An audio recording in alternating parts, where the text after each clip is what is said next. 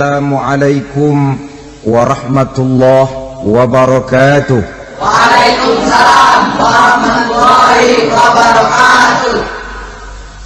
Alhamdulillah wassalatu wassalamu ala sayyidina Rasulillah sayyidina wa maulana Muhammad ibn Abdullah wa ala alihi wa sahbihi wa mawala. La haula wa la quwwata illa billah, amma ba'du. Bapak-bapak, ibu-ibu, saudara-saudara kaum muslimin rahimakumullah.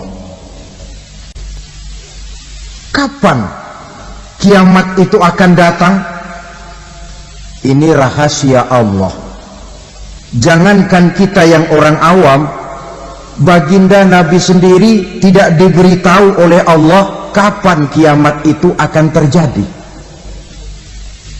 Tetapi sungguh pun demikian, banyak hadis-hadis yang menjelaskan ciri atau tanda-tanda datangnya kiamat. Nah, kalau sudah bicara soal tanda kiamat itu ada dua. Pertama yang disebut alamatus sughra, tanda-tanda kecil. Ini waktunya masih ada tenggang. Ada yang dinamakan alamatul kubra, tanda-tanda besar. Artinya kiamat sudah diambang pintu. Apa tanda-tanda kecil dari datangnya hari kiamat itu?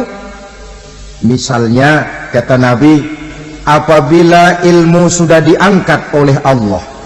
Artinya apabila ulama sudah banyak wafat, minat orang belajar agama berkurang, lalu kebodohan nampak merajalela di mana-mana, zina dikerjakan secara terbuka, minuman-minuman keras jadi kebanggaan, itu termasuk di antara tanda-tanda kecil terjadinya hari kiamat.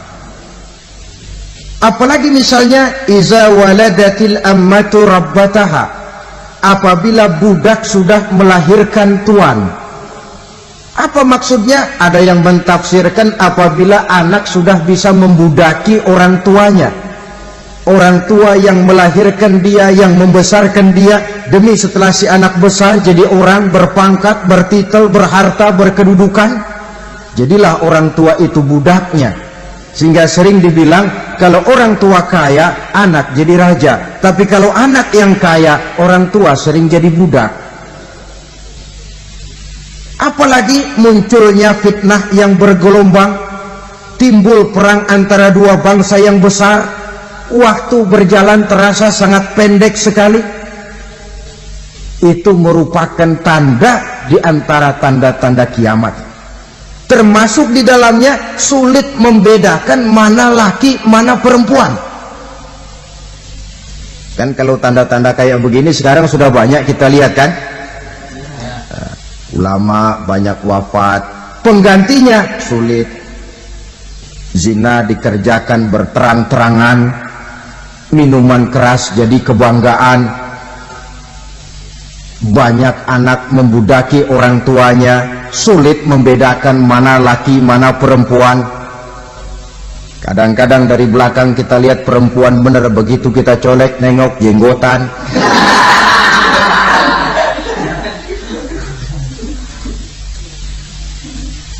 Ini termasuk tanda-tanda kecil, masih ada tenggang sampai akan terjadinya kiamat itu. Nah, yang dimaksud dengan tanda-tanda besar, ini tanda besar artinya kiamat sudah diambang pintu. Pertama, matahari terbit dari sebelah barat. Apabila matahari sudah terbit dari arah sebelah barat, tertutuplah sudah pintu taubat. Bersabda Nabi kita, la taqumus sa'atu hatta tatlu'a syamsu min maghribiha. Tidak akan datang hari kiamat sampai matahari terbit dari arah sebelah barat. Fa iza tala'at, manakala matahari telah terbit dari arah sebelah barat, wa ra'ahan nasu, manusia banyak menyaksikan itu, amanu ajma'un, mereka pun lalu beriman. yang tadinya kafir, yang tadinya ingkar, yang tadinya membangkang, setelah melihat matahari terbit dari sebelah barat, buru-buru beriman, berlomba-lomba mengucap 2 kalimat syahadat. Tapi apa yang terjadi? Kata Nabi, wadzalika hina la yanfa'u nafsan imanuha lam takun amanat min qabl. Hari itu adalah hari yang iman sudah tidak berguna lagi bagi seseorang apabila sebelumnya memang dia tidak pernah beriman. Au kasabat fi imaniha khaira, atau beriman tetapi tidak pernah melakukan kebajikan di dalam keimanannya itu. Hari yang sudah kasib, hari yang sudah terlambat, beriman tidak akan ada gunanya lagi. Ini pelajaran buat kita. Sebelum sang surya terbit dari sebelah barat, sebelum nafas sampai di tenggorokan, artinya pintu taubat masih terbuka. Kalau 2 hal itu sudah terwujud, nafas sudah sampai di kerongkongan atau matahari sudah terbit dari arah sebelah barat, tertutuplah sudah pintu taubat. Tak ada lagi gunanya pangkat, jabatan, harta, bahkan beriman pun dalam suasana macam itu too late, kata orang Kulon. Sudah terlambat.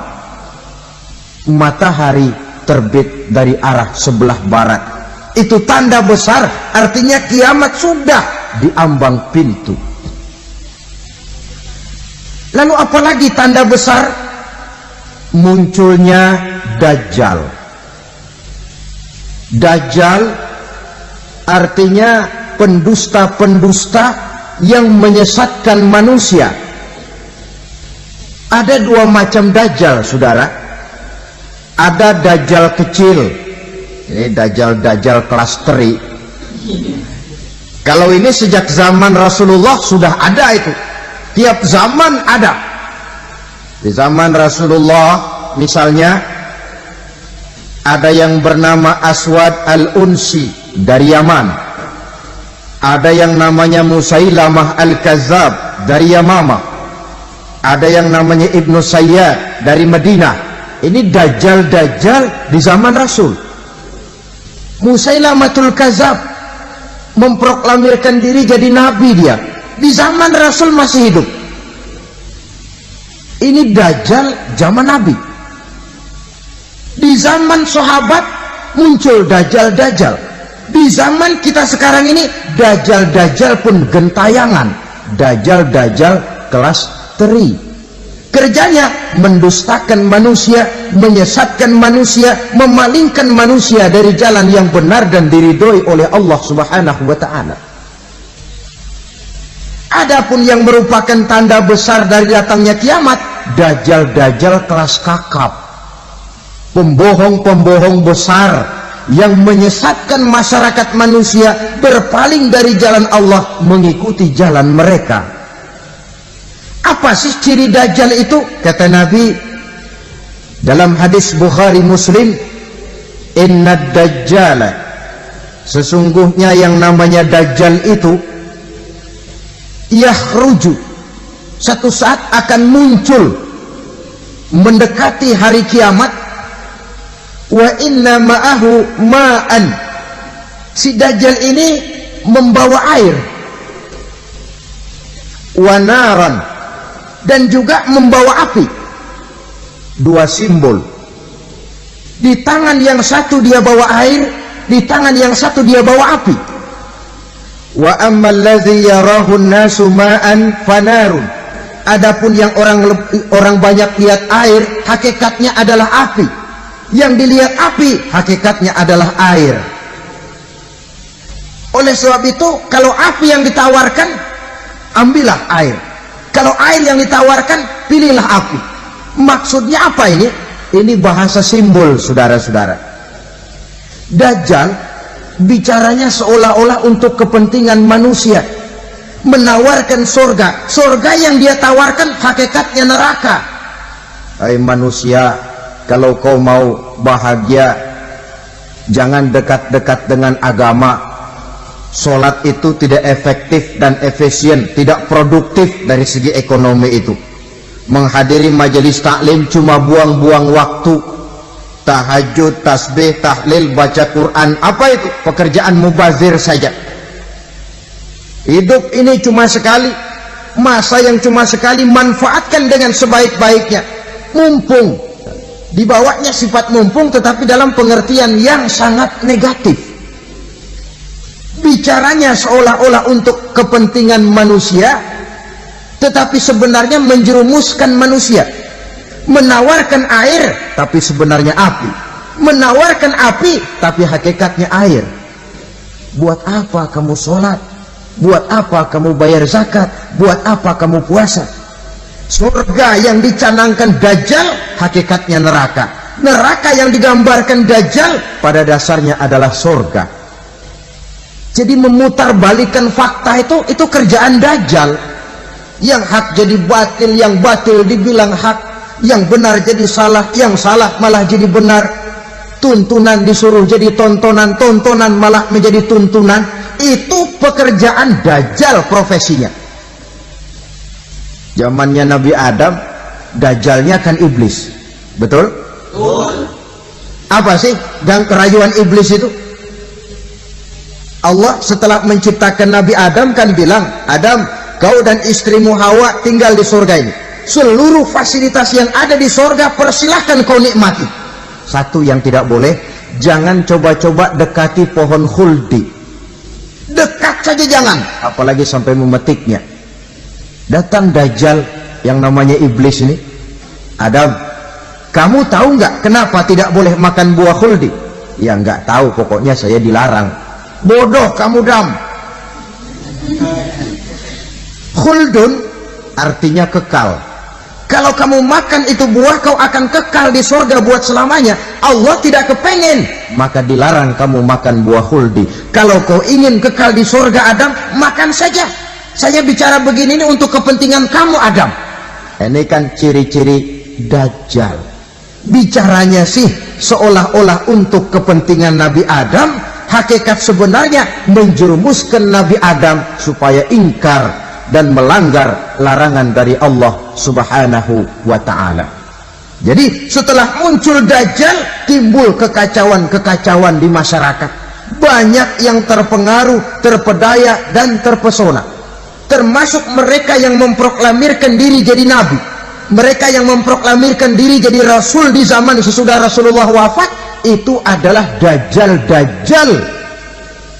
Maka saya ingatkan, kalau di zaman kita sekarang ini ada orang ngaku jadi nabi, ada orang ngaku jadi rasul, biar bahasa Arabnya kental, Quran hafal, hadis ribuan hadis hafal, biar pakai serban sampai menyengser ke tanah, bahasa Arabnya fasih, tapi dia mengaku jadi nabi, jadi rasul, kita umat Islam wajib tidak percaya.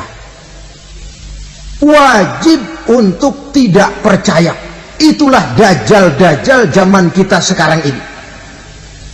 Tidak mustahil mereka datang mempengaruhi orang-orang awam supaya berpaling dari Rasulullah, mengikuti mereka. Nah, di akhir zaman nanti, mendekati hari kiamat, Dajjal ini muncul. Dajjal kelas kakap, menyesatkan masyarakat manusia untuk berpaling dari Islam, mengikuti seruan mereka. Apalagi di antara datangnya kiamat itu, tanda yang besar itu, turunnya Nabiullah Isa Al-Masih, putra Maryam. Menurut berbagai hadis yang sahih, Nabi Isa Al-Masih nanti akan turun lagi, tidak membawa risalah yang baru, tapi meluruskan risalah Islam ini yang telah banyak ditinggalkan oleh masyarakat. Bahkan ada hadis menjelaskan beliau akan membunuh Nabi, mematahkan kayu-kayu salib, lalu melaksanakan haji dan umrah mengikuti syariat Nabi Muhammad, bukan membawa agama baru. Menjadi semacam mujaddid, reformer, menyelamatkan manusia dari bisikan Dajjal. Bahkan ada riwayat yang menjelaskan bahwa Nabi Isa berhasil mengalahkan Dajjal, mengembalikan masyarakat manusia kembali kepada ajaran Islam yang datang dari Allah, dibawa oleh Rasulullah Sallallahu Alaihi Wasallam. Dengan kata lain, turunnya Nabi Isa bukan sebagai Nabi dan Rasul baru, tetapi mengikuti syariat Nabi kita Muhammad sallallahu alaihi wasallam. Saudara hadirin, ibu-ibu hadirat yang saya hormati, kemudian apalagi di antara tanda-tanda besar akan datangnya kiamat itu? Keluarnya asap atau awan. Kata Nabi, inna min asrati sa'ah dukhanan yamla'u ma bainal masyriqi wal maghrib. Di antara tanda-tanda kiamat munculnya awan atau asap yang memenuhi antara langit dan bumi. Ini pun diperkuat dalam surah Ad-Dukhan ayat 10. Fartaqib yauma ta'ti as-sama' bidukhanin mubin fayughshan nas hadza azabun alim. Bagi orang-orang yang beriman, mereka biasa-biasa saja. Tapi bagi orang kufur, datangnya asap dan awan ini merupakan azab yang kelewat pedih. Barangkali sedikit mendekati gambaran tentang azab yang pedih ini, saya ingatkan alam pikiran kita kepada peristiwa yang belum lama terjadi. Pernah dengar berita bocornya reaktor nuklir di Chernobyl, Uni Soviet? Pernah dengar? Bocornya reaktor nuklir di Chernobyl yang mengakibatkan ratusan bahkan sangat mungkin ribuan nyawa. Cuma satu reaktor. Bagaimana kalau seluruh cadangan nuklir yang dimiliki oleh para negara adik kuasa ini diledakkan? Bahkan yang konon menurut catatan, cadangan nuklir yang dimiliki bersama oleh Amerika dan Rusia sekarang ini sudah sanggup memusnahkan 6 miliar manusia, 1,5 kali lebih banyak dari jumlah manusia yang nongkrong di permukaan bumi ini. Saudara-saudara hadirin yang saya hormati, lalu saat mendekati hari kiamat, apalagi tandanya? Setelah Nabi Isa wafat, pada saat turunnya yang kedua kali, lalu Allah meniupkan angin sejuk. Semua orang-orang beriman, orang-orang baik wafat, sehingga penghuni bumi ini cuma tinggal lagi terdiri dari orang-orang kafir. Tidak ada lagi di bumi ini yang bisa mengucapkan Allah. Sehingga dalam hadis qudsi itu ada keterangan, innallaha azza wa jalla yaqulu li Israfil. Allah pernah pesan kepada malaikat Israfil, kata Allah, Israfil, iza sami'ta qailan yaqul Allah Allah fa akhirin nafah 40 sanatan ikraman liqailiha. Hai Israfil, apabila kau dengar di permukaan bumi masih banyak orang yang mengucapkan Allah Allah, maka tunda sangkakala kiamat itu 40 tahun. Untuk apa? Ikraman liqailiha, menghormati orang yang mengucapkan Allah Allah itu. Wah, jadi karena sekarang masih banyak yang mengucapkan Allah, besar hatilah kita, masih jauh kiamat itu. Tapi jangan lupa, kiamat pribadi, kiamat kecil itu yang nggak kita sangka-sangka. Ajal datang mencabut nyawa, itu kiamat pribadi, dan itu yang pasti kita hadapi, dan itu yang membuat kita tidak boleh bersikap main-main di dalam kehidupan sekarang ini. Saudara hadirin yang saya hormati, tidak ada lagi orang-orang muslim, seluruh penduduk dunia ini kafir. Lalu terciptalah struktur sosial yang berlandaskan prinsip hidup semau gue. Bakal terjadilah prinsip di mana yang kaya menyantap yang miskin, yang kuat menindas yang lemah. Hidup sudah bagaikan di rimba belantara, berlaku hukum rimba, siapa yang kuat dia yang menang, siapa yang lemah menjadi mangsa. Timbul kekacauan, maksiat merajalela, munkarat menjadi-jadi, sehingga isi bumi ini penuh dengan segala macam perbuatan dosa. Tidak ada perlunya lagi alam diperpanjang temponya. Datang saat yang sudah dijanjikan oleh Allah Azza wa Jalla, maka terjadilah yang disebut kiamat kubra, kiamat besar, kiamat hancur-hancuran. Bagaimana kejadian ini dimulai? Dalam surah Az-Zumar ayat 68, Allah Subhanahu wa taala berfirman, "Wa nufikha fis-suri fasa'iqa man fis samawati wa man fil ardi illa man syaa Allah." Maka manakala ditiuplah sangkakala, terkejutlah seluruh yang ada di langit dan seluruh yang ada di bumi. Bila saat kiamat datang, Allah perintah malaikat Israfil, "Israfil, tiup sangkakalamu." Ditiuplah sangkakala oleh malaikat Israfil. Yang akibat daripada tiupan itu, seluruh yang ada di langit, seluruh yang ada di permukaan bumi terkejut. Yang ada di langit siapa? Malaikat kan. Bayangin aja kalau malaikat kaget, apalagi kita. Terkejut seluruh makhluk yang ada di bumi, yang ada di langit mendengar suara sangkakala itu. Bunyinya tidak sanggup kita bayangkan dahsyatnya. Ledakan nuklir, ledakan neutron, belum apa-apa ketimbang bunyi sangkakala malaikat Israfil ini. Nah, lalu mendengar bunyi sangkakala ini, gemparlah makhluk, kacaulah alam. Bumi gempa, planet-planet bertabrakan, gunung meletus, air laut tumpah ke darat, angin topan bertiup, halilintar menyambar. Lalu semua yang bernama hidup mati total. Mati bareng tanpa persiapan. La haula wala quwata illa billah. Saya kadang-kadang dalam tafakur bermohon, ya Allah, mudah-mudahan saya nggak nemuin kiamat beneran. Ngeri, nggak bisa kita bayangkan macam apa suasana seperti itu. Allah saja banyak memberikan gambaran, misalnya Al-Qari'ah, wa mal qari'ah, wa ma adraka mal qari'ah. Kejadian yang menggemparkan. Tahukah kamu apa kejadian yang menggemparkan itu? Yauma yakunun nasu kal farasil mabsus wa takunul jibalu kal ihnil manfus. Pada saat itu manusia berterbangan bagai kupu-kupu, gunung berterbangan seperti kapas ditiup angin. Gunung saja macam kapas, konon lagi manusia.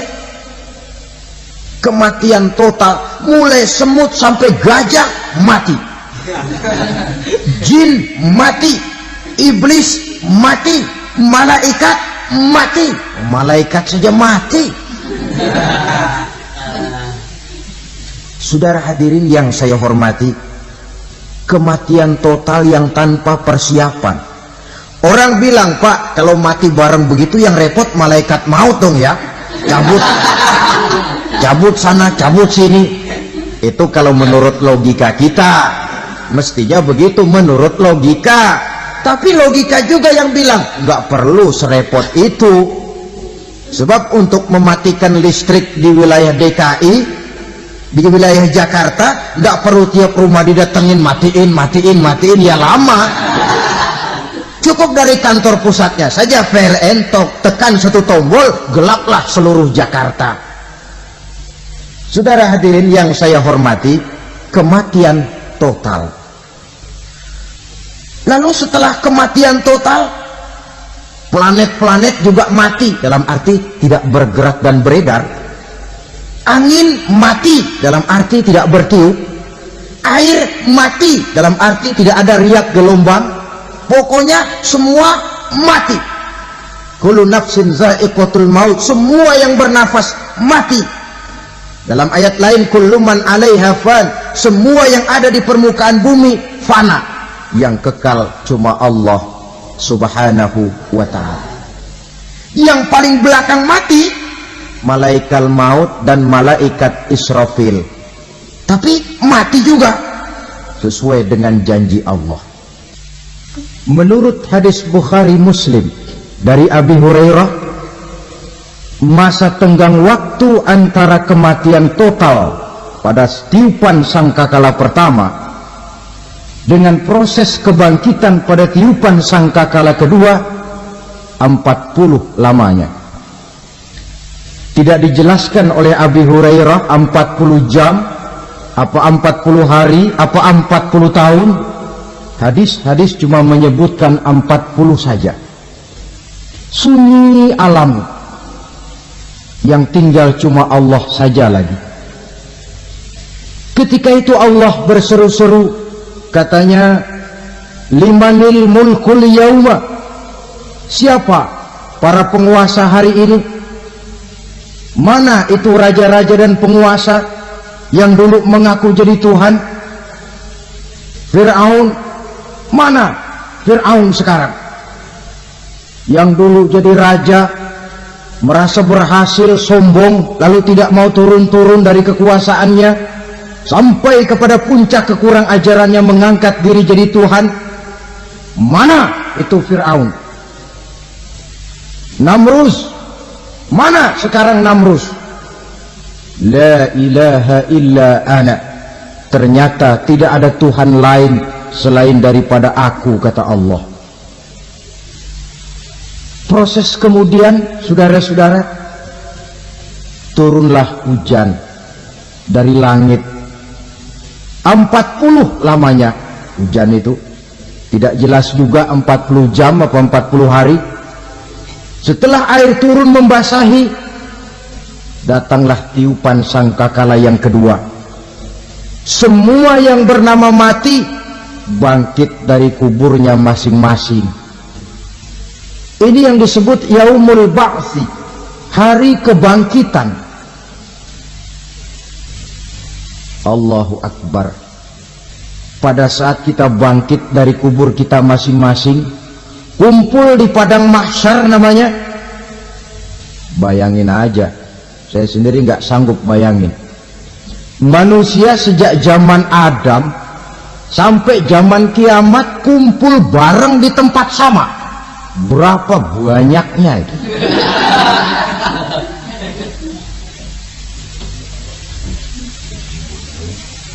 Dan yang luar biasa menurut satu riwayat, pada saat bangkit itu, Masya Allah, roman muka kita berubah, disesuaikan dengan amalan kita waktu di dunia ini. Barang siapa yang waktu di dunia amalannya itu amalan tikus, di akhirat nanti dia bangkit dari kubur, mukanya seperti muka tikus. Gagah betul badannya, tapi mukanya seperti tikus. Kenapa? Amalannya waktu di dunia seperti amalan tikus. Apa amalan tikus itu? Suka ngegeragoti barang yang sudah disimpan rapi-rapi. Orang sudah simpan uang rapi-rapi, simpan perhiasan rapi-rapi, digeragoti oleh tikus. Maling-maling, pencoleng-pencoleng, koruptor-koruptor, itu nanti di akhirat nanti kita lihat mukanya seperti muka tikus. Oh, ini waktu di dunia suka nyolong, hanya seperti muka tikus. Barang siapa yang waktu di dunia ini amalannya itu amalan macan, dia akan bangkit nanti mukanya seperti muka macan. Apa amalan macan? Macan itu amalannya menang-menangan. Orang yang mau menang saja, nggak mau mengalah. Coba lihat di hutan, kenal hutan nggak? Nah. Di hutan, raja hutan di mana-mana pasti macan, betul kan? Betul. Padahal hutan belum pernah bikin pemilihan umum. Tapi macan tidak peduli ada pemilihan umum apa tidak, pokok saya raja. Sebab apa? Macan jadi raja itu bukan karena benar, tapi karena kuat jadi raja.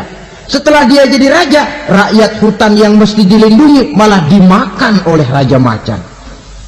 Kambing rakyat hutan dimakan oleh macan, ayam rakyat hutan dimakan oleh macan. Itu nanti kita lihat di akhirat itu mukanya seperti muka macan, gagah betul. Lalu barang siapa yang di dunia ini amalannya itu seperti amalan anjing, nanti dia punya muka seperti muka anjing. Apa amalan anjing? Pertama, anjing itu kalau disuruh jaga rumah, dia tidak bisa membedakan mana maling, mana tamu. Biar yang datang maling, kalau bawa tulang, anjing kalem. Yang kedua, anjing itu akan setia kepada siapa saja yang memberinya roti. Siapa yang memberinya roti, itulah majikannya. Apa kata majikannya, pasti dia laksanakan. Soal benar atau salah, dia tidak peduli. Setelah anjing dapat roti, dia tidak punya pilihan lain kecuali bilang, abdi mah kumaha juragan wae ayeuna mah.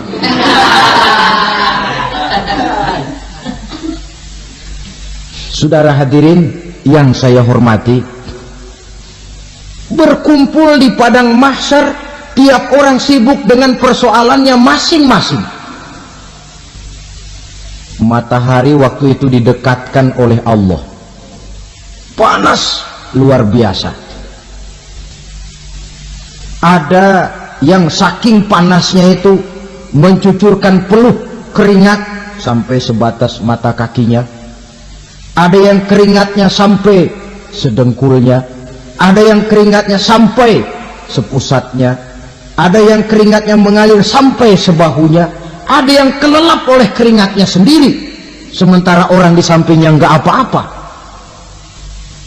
Bergantung lagi amalan dia waktu di dunia ini. Saudara-saudara, sebagian orang dalam kepanikan padang mahsyar berombong-rombong datang mereka menghadap Nabi Adam. Ya Adam, anta abal bashar. Hai Adam, Tuhan adalah bapak moyang manusia. Kami sebentar lagi akan disidang, dimintakan pertanggungan jawab. Tolonglah kami, hai Adam. Kata Nabi Adam, jangankan nolongin sampean, saya sendiri tanggung jawab di hadapan Allah. Ketika dulu tidak boleh makan khuldi, saya serobot. Sudahlah, urus diri masing-masing saja, nafsi. Begitu kata Nabi Nuh, begitu kata Nabi Ibrahim. Tiap orang bertanggung jawab sendiri-sendiri. Ketika itulah saudara-saudara, nikmatnya menjadi umat Nabi besar Muhammad sallallahu alaihi wasallam. Sebab apa? Walaupun menurut abjad kita ini umat paling belakang, kan paling belakang kita ini toh, karena Nabi Muhammad adalah Nabi akhir, tapi akan dihisap lebih dulu, lewat di atas sirat lebih dulu, masuk surga lebih dahulu ketimbang umat-umat belakangan. Ketika Rasul mendekati ajal, beliau tanyakan itu kepada malaikat Jibril. Malaikat Jibril berkata, Muhammad jangan khawatir, Allah sudah berjanji, inni haramtul jannata ala sairil anbiya hatta tadkhulaha anta wa haramtuha ala sairil umami hatta tadkhulaha ummatuka. Surga aku haramkan buat seluruh nabi kecuali kalau engkau Muhammad sudah masuk ke dalamnya, dan surga aku haramkan buat seluruh umat kecuali kalau umatmu Muhammad sudah masuk ke dalamnya. Logikanya, walaupun menurut abjad kita umat paling belakang, bakal dihisab paling dulu, lewat di atas sirat paling dulu, masuk surga paling dulu, kalau mampir ke neraka juga paling dulu. Ya resiko. Jangan mau enaknya aja paling dulu. Saudara hadirin yang saya hormati, setelah masa kebangkitan itu jangan dikira begitu bangkit langsung diperiksa, masih menunggu menanti ribuan tahun perhitungan padang mahsyar untuk sampai kepada proses yang disebut yaumul hisab, hari perhitungan. Seorang demi seorang bakal dipanggil. Bayangkan saja, kita se-RT saja di absen, kadang-kadang perlu waktu lama. Ini manusia sejak zaman Nabi Adam sampai datang hari kiamat, satu demi satu disidang di hadapan Qadhi Rabbul Jalil. Status sosial copot sudah waktu itu. Yang pernah jadi hartawan di situ tidak lagi kelihatan kehartawanannya. Yang pernah jadi jenderal tidak lagi dipanggil jenderalnya. Yang ustadz tidak lagi dipanggil al-mukarramnya. Seluruh status sosial selesai. Dipanggillah kita seorang demi seorang menghadap Qadhi Rabbul Jalil. Bagaimana proses penghisaban itu? Pertama proses tanya jawab. Di antaranya ada hadis menyatakan lan tazula qadama 'abdin yaumal qiyamah hatta yus'ala an arba'i khisalin. Besok di hari kiamat tidak akan bergeser telapak kaki seorang hamba sampai dia ditanya lebih dulu tentang 4 persoalan. Tentang ilmunya. Kemana ilmu itu diamalkan? Tentang umurnya. Di mana umur itu dihabiskan? Tentang masa mudanya. Kemana masa muda itu dipakai? Tentang hartanya. Dari mana harta itu didapat dan kemana harta itu dibelanjakan. Ini termasuk proses tanya jawab. Jadi kalau istilah pengadilan dunia, nama Fulan bin Fulan. Kamu waktu di dunia diberikan umur panjang untuk apa? Pernah mengalami masa muda, kemana kau habiskan masa remajamu? Kau diamanahkan ilmu, dengan apa ilmumu kau amalkan? Kau diberikan harta, dari mana harta kau dapat, kemana kau belanjakan? Tak seorang pun yang bisa mungkir. Sebab apa? Dikala itu yang menjadi saksi bukan orang. Yang menjadi saksi adalah seluruh anggota badan kita. Tangan bicara, kaki jadi saksi terhadap seluruh amalan yang pernah kita kerjakan pada saat kehidupan di alam dunia ini. Selesai proses tanya jawab, lalu diperlihatkan buku catatan kita waktu hidup di dunia ini. Jangan lupa Allah itu menyiapkan 2 superkomputer kepada kita. Sebelah ditempelin sebelah kanan, yang sebelah tempelin di sebelah kiri. Komputer itu namanya Raqib dan Atid. 2 malaikat yang apabila baik kita lakukan, refleks saja akan menulis kebajikan kita. Jahat kita kerjakan akan tertulis. Catatan itu nanti diperlihatkan kepada kita. Waduh, alangkah malunya pada saat diperlihatkan catatan kita, buku rapot kita merah melulu. Barangkali diperiksa sambil diomelin, brengsek lo. Buku merah melulu begini, bagaimana waktu hidup di dunia? Tidak cukup diperlihatkan buku catatan kehidupan, rekaman kehidupan. Rekaman kehidupan kita secara utuh sejak terlahir sampai ajal datang merenggut nyawa. Barangkali mirip dengan video sekarang ini, di mana terekam dengan baik seluruh kegiatan kita sejak yang sekecil-kecilnya sampai kepada yang sebesar-besarnya. Untuk kemudian kita pun menerima balasan. In khairan fa khairun wa in syarran fa syarrun. Kalau baik ya baik balasannya, kalau jahat ya jahat juga balasannya. Catatan-catatan kita diberikan. Kalau banyak kebajikannya diberikan di tangan kanan dengan cara yang halus. Kalau banyak kejahatannya diberikan dari sebelah kiri atau dilempar dari belakang. Itulah sebabnya sejak di dunia ini kita sudah mohon kepada Allah. Ketika berwudu membasuh tangan kanan, apa kita bilang? Allahumma a'tini kitabi biyamini wa hasibni hisaban yasira. Ya Allah, berikan saya kitab di tangan kanan, dan kalau saya memang perlu dihisab, hisablah saya yang seringan-ringannya. Tangan kiri berlindung kita kepada Allah. Jangan sampai diberikan kitab di tangan kiri atau dari arah sebelah belakang.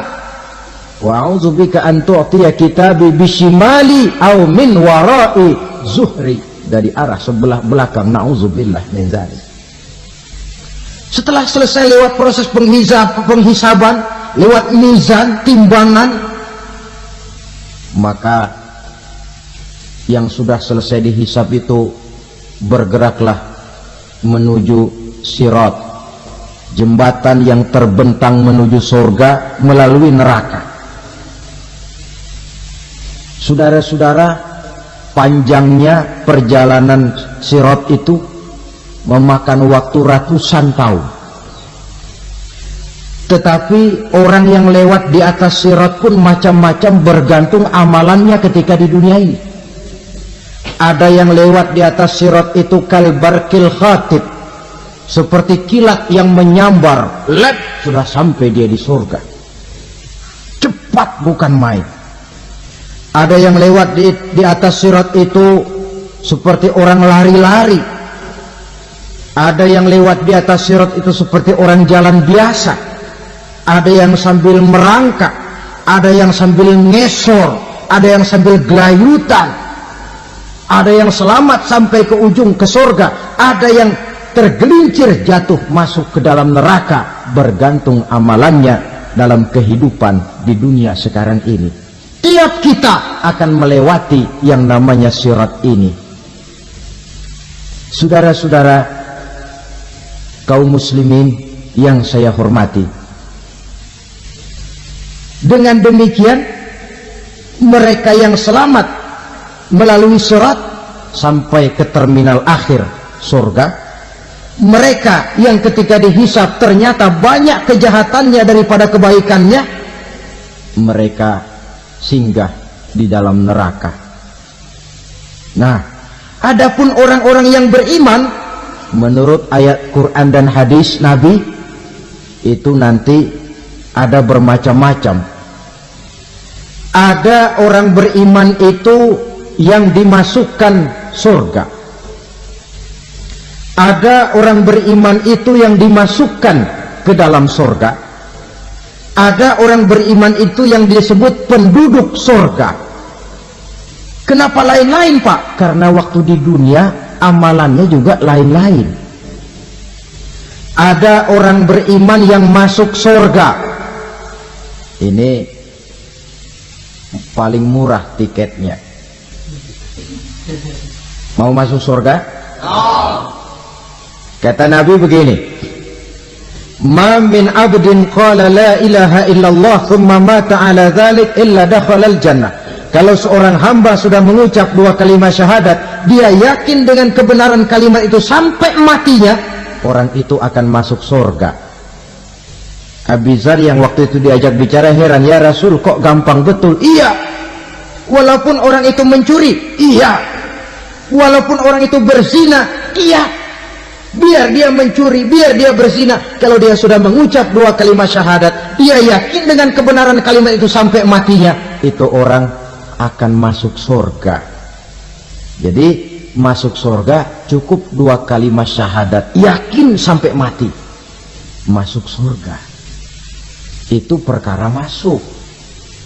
Tapi kalau pertanyaannya diterusin, masuknya kapan, Pak? Nah, ini lain lagi urusannya.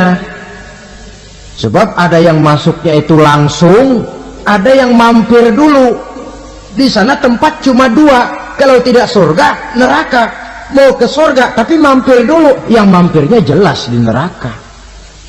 Kenapa? Dalam hadis qudsi ada riwayat, nanti itu di akhirat, setelah Allah selesai mengatur penduduk surga masuk surga, yang neraka masuk neraka, Allah berkata kepada malaikat Malik, malaikat Malik, la baik ya Allah, itu bajingan-bajingan tengik, manusia-manusia durjana yang waktu di dunia tidak mau sujud, jauh dari ulama, gemar melakukan yang munkarat dan maksiat, hidup di tengah masyarakat selalu jadi bibit keonaran, kufur, sudah masuk neraka semua. Sudah ya Allah. Nah, kalau sudah, coba sekarang kamu masuk, Malik. Saya, iya, masuk neraka. Mau apa ya Allah? Kata Allah, akhriju minan nar man kana fi qalbihi misqala habatin min khardalin min iman. Kau masuk neraka, cari di dalam neraka orang-orang yang ada imannya walaupun kecil sebesar biji zarah, angkat mereka keluar. Masuk malaikat Malik ke neraka. Cari orang yang ada imannya, korek-korek. Ya repot, udah pada gosong. Yang ada imannya diangkat ke atas, yang ada imannya diangkat ke atas. Lalu dimandikan di Nahrul Hayat, namanya sungai kehidupan di akhirat nanti. Cakep lagi rupanya, bersih lagi wajahnya, apel di hadapan Allah.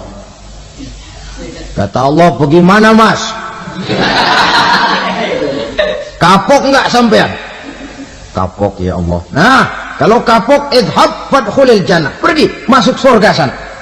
Berangkat mereka ke surga, ketemu sama teman-temannya yang udah sampai lebih dulu, yang nggak pakai mampir lagi. Terjadi dialog. Kata teman-temannya yang udah pada nyampe duluan, mas, iya, emang baru sampai? Saya baru sampai. Memang mampir di mana dulu mas? Kita sudah lama sampai di surga. Saudara buka surah Al-Muddatsir ayat 34-35. Ma salakakum fis saqar? Kenapa kamu mampir di neraka Saqar? Qalu lam nakum minal musallin. Mereka menjawab, kami mampir di neraka Saqar mas, gara-gara dulunya kami waktu di dunia tidak pernah sholat. Tidak pernah sholat? Tidak pernah. Karena rumahnya dekat masjid, cuma dekat doang mas. Sholat mah enggak saya.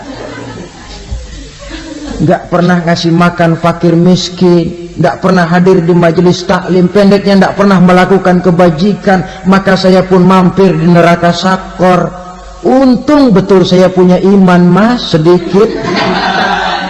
Waktu hidup di dunia dulu saya pernah mengucap 2 kalimat syahadat. Sekali-kalinya waktu mau kawin. Masya Allah. Untung saja kawin. Kalau nggak kawin, polos.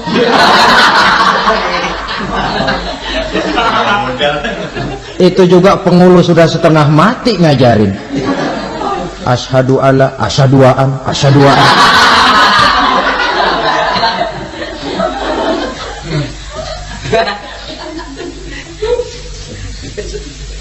Ini namanya masuk surga, ada mampir dulu. Ada pula orang mukmin itu yang dimasukkan surga. Yang namanya dimasukkan kan terima beres. Saya masuk ke rumah, jalan sendiri, cari tempat sendiri. Saya dimasukkan ke dalam rumah, terima beres, pokok ada di dalam, itu dimasukkan namanya. Nggak pakai mampir.